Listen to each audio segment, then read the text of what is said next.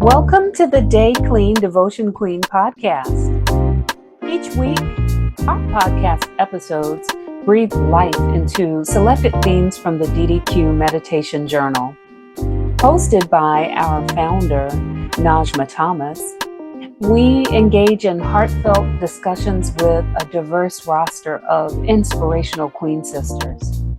We explore their unique perspectives, uncover the wisdoms shaped by their journeys, and celebrate the trials and victories along the way. Together, we are creating a womanifestation space where conversation meets examination and sparks transformation. So welcome to the Day Clean Devotion Queen podcast, everyone. We are back for another outstanding session. Today, I am really so pleased to welcome to the podcast to share the mic with us today, Sister Ronda Harris. And Rhonda, welcome to the podcast. Thank you for having me.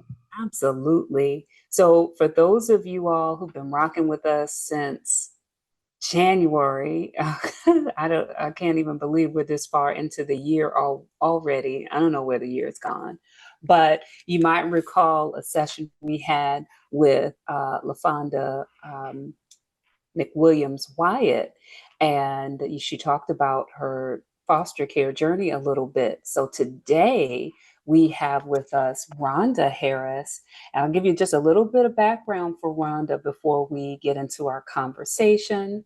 So Ronda is the new foster parent recruiter for the Richmond, Virginia office of the Bair Foundation. Is that correct, Ronda? The Yes. Bair Foundation? Yes, Okay. ma'am. And she's been employed with the Bair Foundation. She had a number of different companies that she's worked for, but when she saw the opportunity with Bair, this organization, she knew that's where God wanted and needed her to be. Ordered steps and things like that, right? That's right. That's right. Mhm. Nothing like it. Nothing like it. So she's been with the Bair Foundation for a year and a half, is working to bring more awareness to fostering and all of the amazing things that can happen with fostering. So Rhonda, first of all, thank you so much for your work in the field, and for bringing young people together with families. We all need somebody to love. That's right. That's right. And thank you so much for having me. Yeah. Oh, my pleasure. And any friend of LaFonda's is certainly a friend of the DDQ. Thank Okay. you. So the DDQ community welcomes you to the stage. And I start off all of our sessions and we ask the same question to all of our featured guests. So I'm going to ask you this question to Rhonda. How do you? What's your day clean ritual? How do you get the mornings going each day? Well, most days here lately, I've been waking up before my alarm goes off. My alarm goes off between 4:15 and 4:30 in the morning, and I kind of lay there and I just think about the day, and then I say a prayer. And I don't say the prayer for myself. I say the prayer for my family, for my coworkers, and anyone that I may encounter. Because you never know the person you encounter, you just smiling at them or saying hello may have made their day, may have turned that page for them to say, you know what, I can continue to make it because this person smiled at me or this person said hello to me or asked me how my day was and doesn't know me from Adam. And then I let my feet touch the floor and I said, thank you, Jesus. And then I get up, do my regimen for the day, get my lunch. I always prepare my lunch because I was always taught by my parents and grandparents. You take your lunch. You save that money that you would spend on lunch for something else that you may need later on down the road. So I take my lunch, I get to work, and I have brought a diffuser. And I have the different oil scents going. And here lately it's been lemongrass or lavender. And I have it so that it comes on and off. So it's not always spraying the whole entire day, but it goes on and off. And I'll sit there for a few minutes and I'm like, all right, what do you want me to do today, Lord? Listen to a sermon, listen to music. Because I brought my Alexa from home and brought it in my office. Hmm. And 9 times out of 10, I'm listening to some sort of gospel or Christian music or even some jazz music Hmm. just to keep me calm throughout the day, especially with me stepping into this new role. Um, and that's how my day starts. Yeah.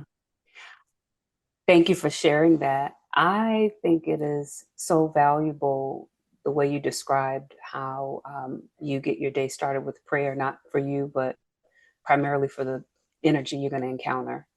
Yes, And, just setting the path up so that when you're interacting with people from across the spectrum, yeah, setting the tone for good energy to come your way. That's a beautiful, beautiful. And yeah, snaps for the aromatherapy. Okay, when you're working yes. And I with didn't all realize the things.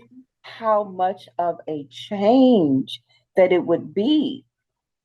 And it's not that I keep my door closed because I don't want to be bothered, but that it's just like I'm flowing and Mhm. I got my music You got going your and music. the You got music. It's just it's such a calming thing, and it was what was needed. Yeah, yeah. You're setting the vibe. You're setting the tone from the beginning to the beginning of the work. Yes, That part. Yeah, beautiful. Okay, and I love how you said I've got to get my playlist going. I've got my Alexa. It's gospel or it's jazz, and that's like bringing creativity into the day, into the yes, work day, right? And yes, that's our ma'am. creativity is our theme for this season. We're really talking about like how to have more creativity in our days, how to get it in there whenever we can, and how it influences the ways in which we go about doing whatever work that we're doing. And Yeah, and so, I'm gonna tell you with that creativity, even yeah, sometimes it may not start off that way because like I go to the gym when I sometimes I work a part time. Let me rephrase that. I work a part time job. I okay. work it every day these days. So in the evenings, I'll go to the gym. I put my my little pods in, and sometimes stuff comes to me that way. I'm Hmm. working out and getting my workout in, and I'm like, oh, I should do. And then, of course, I write in my little note section on my phone, but I Hmm. keep it moving because you need to end your day. Even though I started my day praying for others, I'm ending the day for me. Yeah, It's just so yeah. I can stay healthy, so I can cleanse myself of what transpired throughout the day and not bring it home. How important is that, right? To leave what we pick up during the day, leave it right there and not Yes, bring it through ma'am. the door with us. Beautiful. That's a beautiful process. So let me ask you about like some of your thoughts about our theme.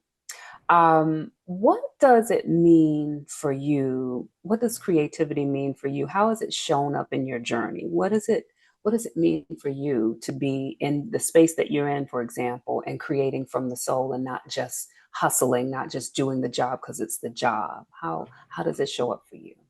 I'm going to tie it in with what I'm doing with being a foster parent recruiter. Yeah. I I'm not going to say God pushed me, but He did. He did. He's like, you can do this. And once I've walked in, since I've stepped into it, it's like, okay, well, you can go and do this. And you can link up with these churches. And don't forget, this particular pastor at that church. So you can maybe hook up with them and do something like that. It's like all the creative juices that I use with praise dance is Mm, flowing within this position now. And it's nobody but God. I know a lot of listeners may not deal with my God, but I know what sure. God has done for me and in We my all have different paths. yes. That's okay. And it's it's it's just flowing. Yeah. It's almost like an Amos 9:13 season where Mhm. stuff is just and I'm like, what is going on? And it hit me probably about a week ago. I said, we're in an Amos 9:13 season. Mm. Stuff is going to start happening for people so fast, they're not going to believe it and they're not going to know what to do. Sounds like you're talking about alignment. Like you've got alignment with some of your creative ideas and your spiritual connectivity, and that's aligned with the work that you're doing right now. Yes, ma'am. Yeah. Now that's the ticket when they say find something that you love to do and you'll never work a day in your That's life and right. all of those Yes. things. Yeah, that's possible, right? When you're in alignment and when you're working on divine assignment. Yes. Very much Yeah.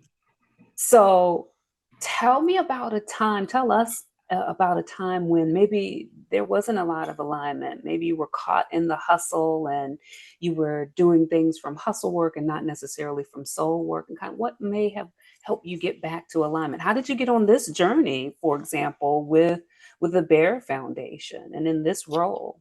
I'm gonna be honest with you. Literally, like I said, in the last 5 to 6 years, our families have been hit with so much death. Yeah. It was like one behind the other, behind the other. We had no time to breathe and say, okay, let me grieve this one, let me grieve that one. And it just got to the point where I was existing Mhm. in this world. I wasn't living. I knew God was there. I knew I could turn to God, but I didn't want to. Mm. The day that my dad passed in October of last year, I'm not going to lie, I probably ceased to exist. Really. I was the walking dead, Mm. literally. But I had people praying for me that I didn't even know were praying for me. Like, girl, I was thinking about you and I just wanted to call you. And I'm like, I ain't heard from you in a minute. Okay, well, I'm fine. Thank you. Kudos. And it got to the point where I wouldn't even talk to a very dear sister of mine who is older than I am. And she was like, you all right? I'm good. I'm good. I was making choices that I shouldn't have been making, that I knew I shouldn't have been making, but I Mm. didn't care. And it was like God literally just came down and put his hand on me, even though I didn't want his hand, and said, it's time for me to take over and direct you. Mm.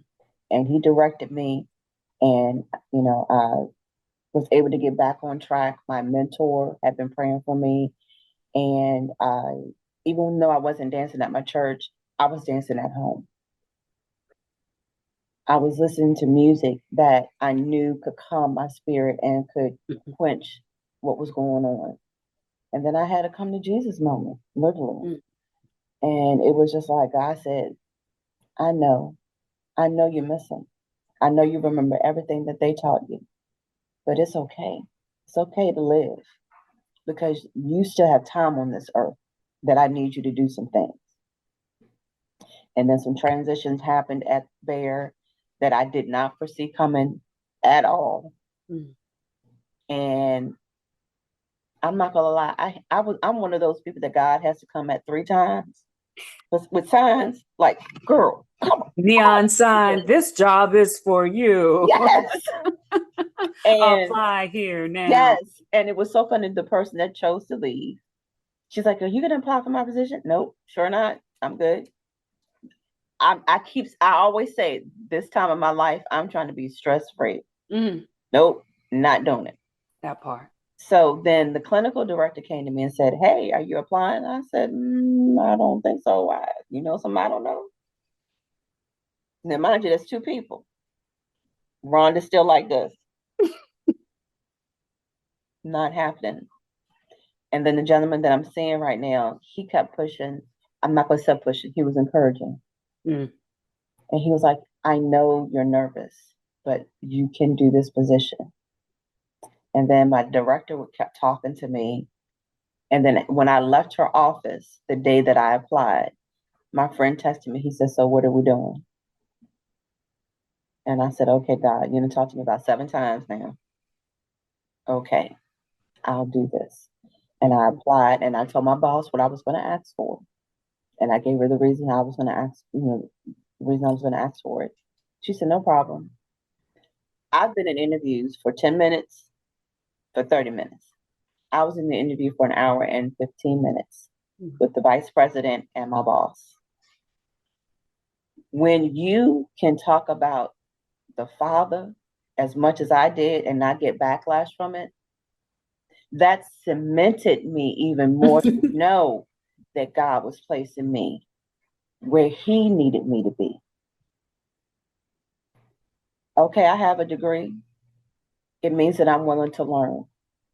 And right now I'm soaking up everything like a sponge. And I'm using what I'm learning to try to turn it and create it into what God wants it to be. Literally, I have talked to probably 20 some people, and I've gotten five families to come to our information session. And out of all of them, well, actually seven, I'm sorry. And out of them, five have decided to move forward to becoming foster parents. And I'm like, that ain't nobody but God, because it's not that I'm talking a game. It's not that I'm being phony, because I tell them I'm going to be open and I'm going to be honest with you, because everything is not going to be roses and cherries. Yeah, that's a hard assignment, right? This is Yes, not ma'am. easy work. It's No, not easy not at work all. fostering a child. Yeah. Yeah.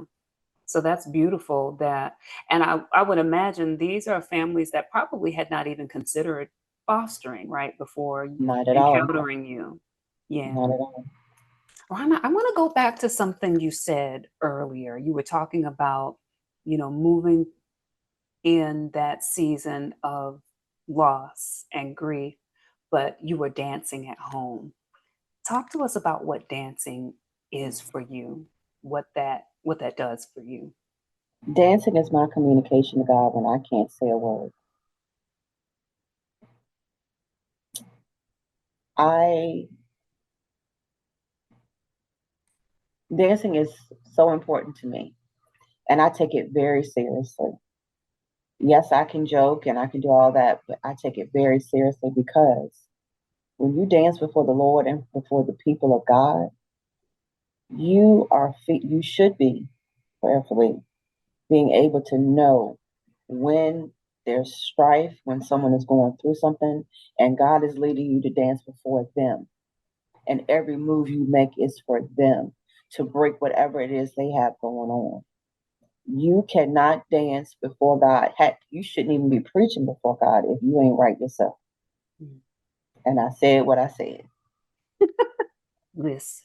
So you talked about dancing at home before you were that connected or doing it in the sanctuary. You were dancing at home. So Uh-huh. was that ministry for you? Was Yeah, that that was helping ministering you? to me. Yeah. Me literally being on my knees, crying, saying, I don't understand, God. Why now? Why couldn't you do, whatever? Mm. It was literally me just sitting there crying after dancing and just crying out and releasing everything over to Him. Mm. I've in conversations, and I don't know a lot of liturgical dancers, but just in conversations with members of my circle, I've noticed people are doing a lot more dancing. I was talking with my partner earlier. Folks are. It seems like this is a creative expression that a lot of people are using here lately, and it may be just me. I'm might be late to the game, but it seems like there's a lot more dancing going on of all forms, praise dancing and other types of dancing, just this expression, this moving of bodies and maybe moving things out or maybe inviting some joy in. I don't know, but I love to see the dancing. It's definitely a movement, because, like I said, it's probably about a month ago that I danced before the people of God. I was invited to dance, and it has been over 3 years since I had danced before the people of God. I was so nervous. I had Miss LaFonda there, I had Sis Roxanne, and two other friends there, because I was like, I'm so nervous. I need to be able to see people that I can, Hmm. be like, okay. Give And you if some I'm good not there, energy. know that they're gonna say or something like that, like get it right. And I danced, and I hadn't felt so in tune with God in so long that it felt, I was like, you know what? Okay, God. I said, well, whatever you have for me to do in this ministry, in this dance ministry, whether it be by myself or with the group, Yeah. you lead and I will follow. Mhm. That's beautiful. And Um, literally after that is, I think, when stuff started turning even more. yeah, almost like you opened a portal of sorts. Yes. Yeah. Uh-huh. So I want to talk to you a little bit about the seeds that you're planting right now at the Baird Foundation and the work that you're doing in this season. How are you? What are you hoping to see from your work, and how are you tending to the seed that you've started? What are talk to us about what you're going to see in the next couple of years? I pray, since I'm literally just starting in this position, Hmm. I see us expanding, not just in foster care, but being able to expand on the other side to reunify more families, um, to have therapists on hand to say, we're here for whatever you have going on. Because, okay, you reunify them, but then you remove the tools. They still need the tools for a little while to continue to carry on and do things. I'm not going to say the right way, the correct way, but the right way. Mm. Not always going to their safe zone, their comfort zone. That may not be a good thing. Um, my goal, and I haven't even discussed this with my supervisor. That's okay. This is a safe space. No, that's okay because I am decreeing and declaring. All I right. pray that by the end of December 31st of 2025, to have at least 10 new families at the Bair Foundation. So, Right. because, for example, we have calls at least every other day for teenagers. Mm. I have two teenage boys or two teenage girls or a boy and a girl or a 10-year-old and a 12-year-old, whatever the case may be, and they need a place to lay their head. Yeah. And sometimes we just don't have a place. Other agencies don't have a place. And sometimes they end up in a group home or staying at DSS because they don't have anywhere else to put them. And that grieves my heart Yeah. because I grew up in a loving home. I may not have always done things the right way, and yes, I was disciplined, but I still had loving parents and grandparents, and I was blessed and fortunate enough to know a great grandparent on both sides of my family. Wow. That is blessed and fortunate.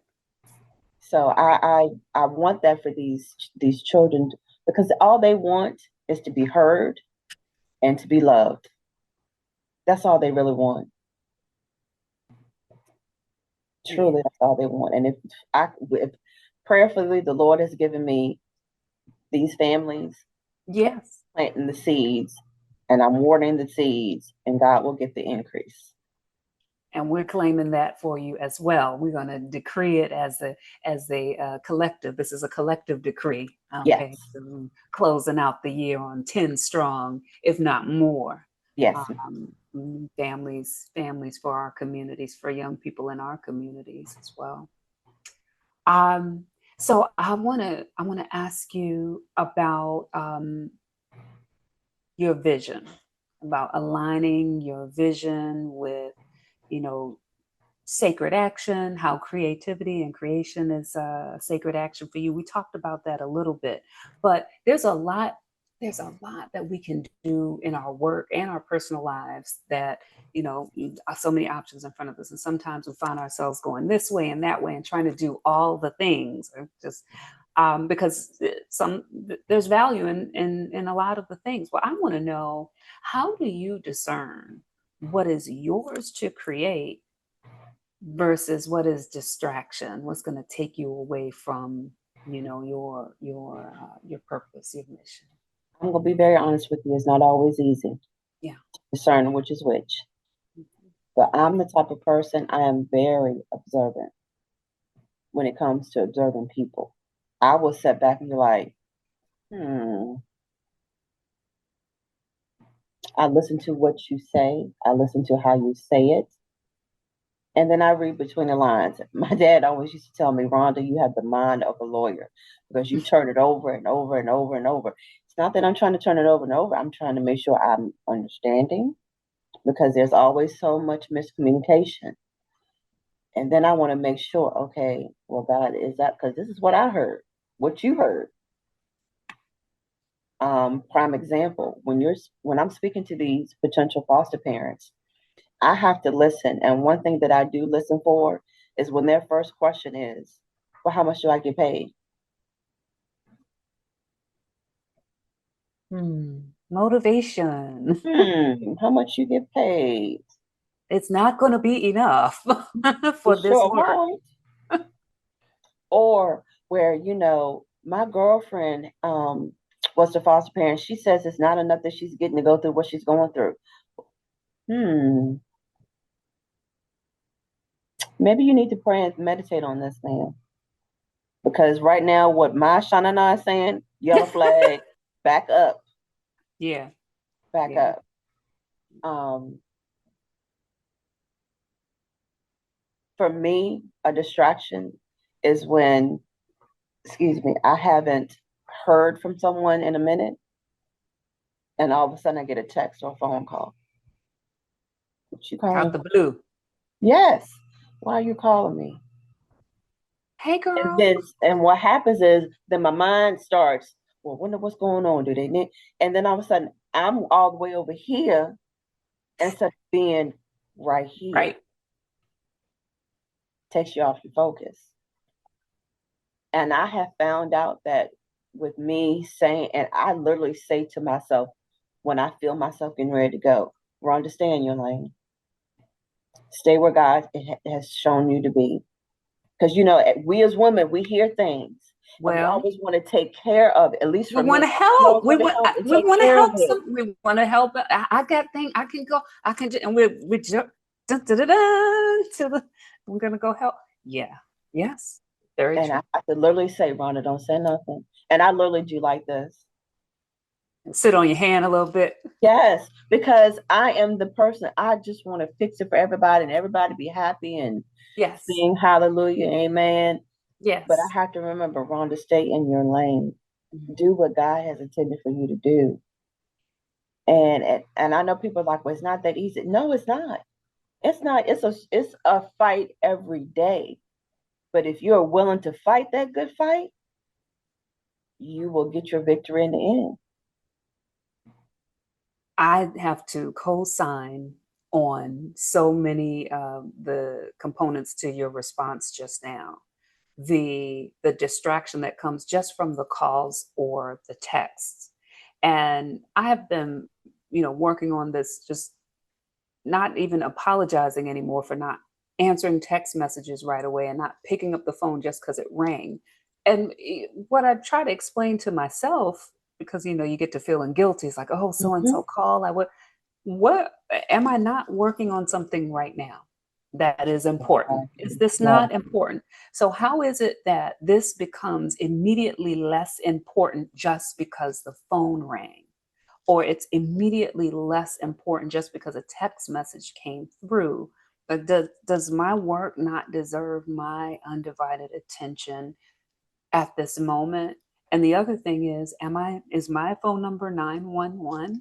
It is not. Nope. I have several other digits on my number. So clearly, I am not the emergency number. That's Someone right. else can do it for that period of time until I can bring my work to a complete close, or bring my dance session to a complete close, or Yep. bring my meditation session to a complete, or maybe I'm having dinner with my partner. But whatever it is, I can't go off on a tangent, because the moment I read the email or read the text or pick up the phone, my attention goes there. That's right. And now we're off. And then the other piece you mentioned about always, that's a thing we have. It's a beautiful thing, I think, especially Black women. It's a beautiful thing we have, to be almost immediately empathetic and want to heal, and want to fill in the gap and want to meet the needs. But there are so many gaps, and there are so many hurts, and there are so many needs. And Right. focus. Well, you have to focus and Focus. you have to ensure that, okay, God, is that where you need me to go? And if you don't get an answer right away, that don't mean for you to go on over there. Yeah, just because a call came, I mean, you got to pick up, and Mm-mm. certainly not immediately, right? Yeah, Take some time. that's Yeah. right. Oh, well, thank you. I feel seen, Rhonda. I feel seen. I thank you for that. See? Just like our foster kids, they just want to be seen, Yes. heard, and loved. That's it. Yes. That's what we all want. That's what we all want, and what we all would want, I think, for young people in our lives. It's beautiful work that you're doing, and I appreciate the honesty that you are including in your conversations with potential foster parents as well.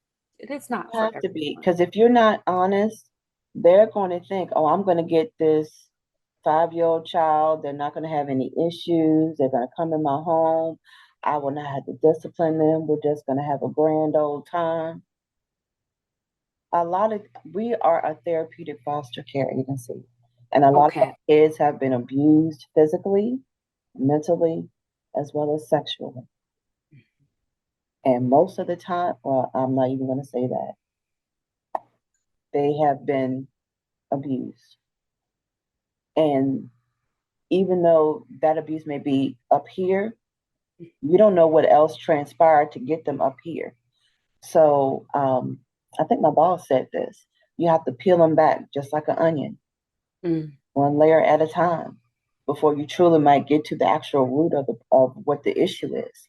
So you have to have patience. You have to be willing to listen, and you have to go outside of your comfort zone. Because now when I talk to kids, whether it's in the store, I get to their level. I don't want to be standing over them, making them feel intimidated by this tall person. Because to them, we are tall. Sure. Get to Sure. their level and talk to them and say, what's going on? Or how can I help you? You want me to do that for you? And you'll be surprised at how open these kids will be. Because when you and I were growing up, we knew how to write in cursive and sign our name in cursive. These poor babies don't know how to do that because they're not being taught that now. But So they now, got other skills right, that they we gotta have can other learn skills because they from. can text and they can Yeah. Google and find something quick, and Yeah. that's Yeah. Yeah. that's good. And that's good. They can help us out. Exactly. But We I can still help need each you to even other. know how to sign your name, or because they were neglected, a 14-year-old may have a mind of a 10-year-old or an 8-year-old. So you have to take your time with them. Yeah. Um, and our goal is, yes, DSS's first goal might be, yes, let's get them back to their bio family, but it may not always work out that way. I mean, some of our kids have been with their foster parents for 2 and 3 years. Reunification is not always possible. It's not. It's beautiful when it can work, but it is not always possible. And if your listeners may not want to do foster care and become an actual foster parent, they can link up with me by prayer. They can link up with being a mentor to some of these kids, or even the foster families. Or they can just become a respite family to a parent that needs just a weekend. Can you just give me a weekend where I can just do nothing? Breathe. Yeah. Yep. Because So as you know, because this is a day clean devotion queen, you have to breathe. You have to have that moment. And if you don't get those moments, and I'm gonna use myself as an example, you will put things before they need to be there.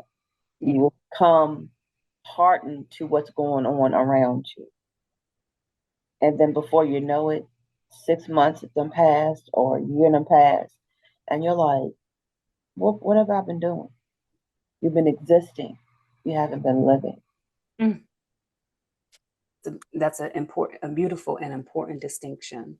And you mentioned when you were talking about wrapping up your day, sometimes at the gym, in order to build back up yourself, pour back into you, close the day with letting some of the difficult things go, get that energy back, balance the way it needs to be so you can keep pouring out.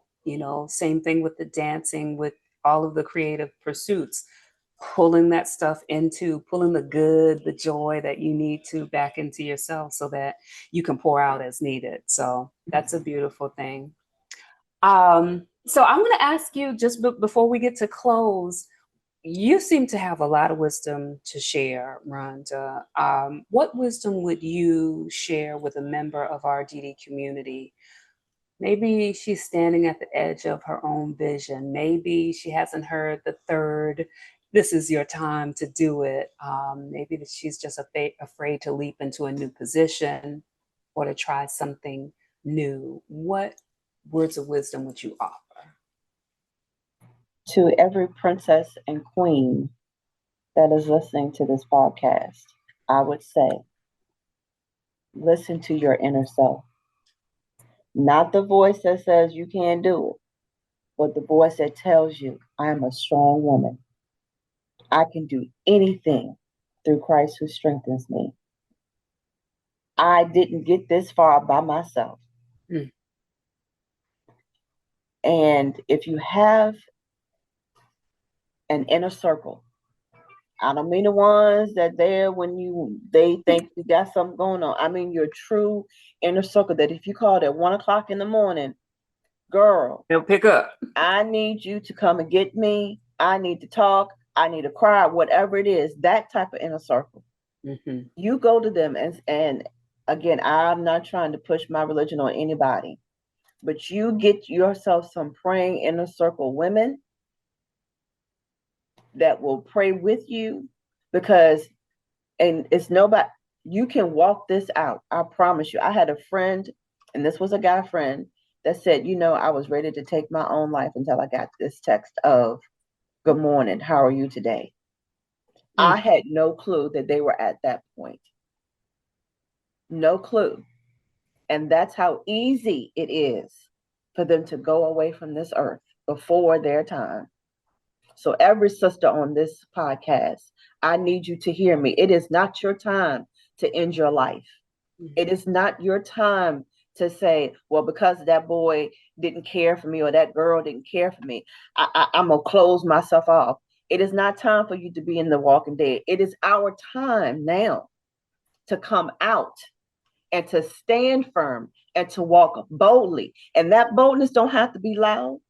That boldness can be just as quiet can get. But you need to walk boldly with your head held high and say, I can do it.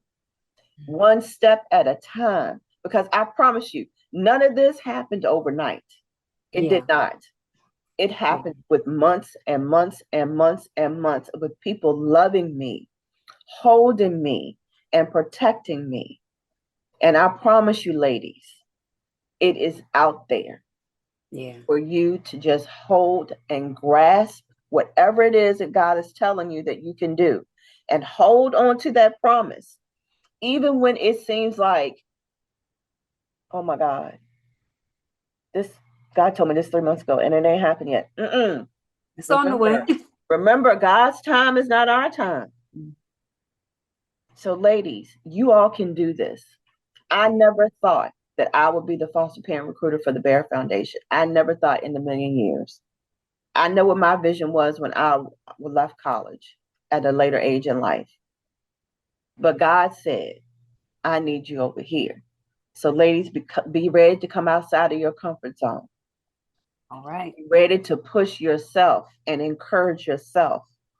Whatever that may be, whether it's getting a journal and writing your thoughts down, whether it's getting a vision board and having it up at all times to remind yourself, that's where I'm going to be. Yeah. And that's why I said, even though I haven't told my boss, when she listens to this podcast, she's going to know. And she's going to hold me accountable. You said 10 kids by the end of, yes, I do. Yes. I mean, 10 families, excuse me. 10 families. I do.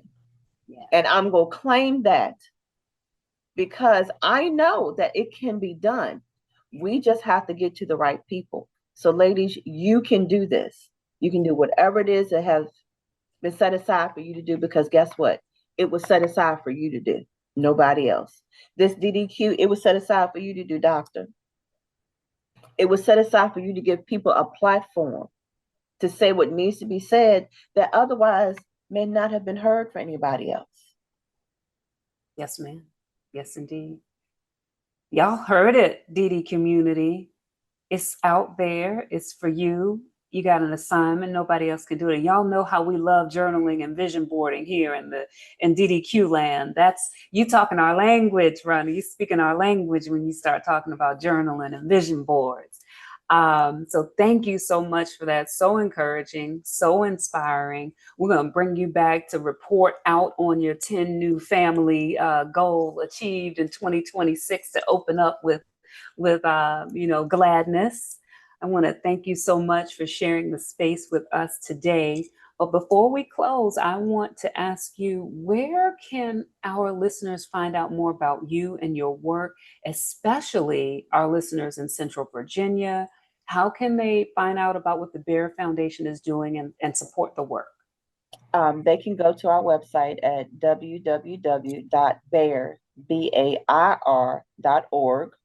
or you can email me directly and I will send you all information. And my email address is my first initial R, my last name Harris, Harris, at bair.org.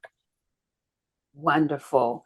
So, listeners, I'm going to drop that information in the podcast notes. So, if you just scroll down, if you're on your whatever your podcast platform of choice is, just scroll down. You'll see the information so you can get connected with Rhonda. Rhonda, it's been such a pleasure to meet you and to speak with you, to learn Yes, a and I little bit hope that we could more. continue this relationship even more. Yes, ma'am. I look forward to it. Thank you for sharing space with us. Listeners, thank you for tuning in again this week to the DDQ podcast. We hope that you have been blessed by this conversation. And if you have, you know what we always say, sharing is caring, Queen Sis. Don't keep this good stuff to yourself. Share it with your network. Talk to folks. We're going to make sure Rhonda gets to her goal of 10 families. So spread that information, Central VA. I know you're out there. You're listening. Let's get it done. Yes, Until we meet again, I hope that the remainder of your week is everything it needs to be, that you proceed with light and love and dance, y'all. Get some dancing on. Till next time, thanks for tuning in. Have an incredible day.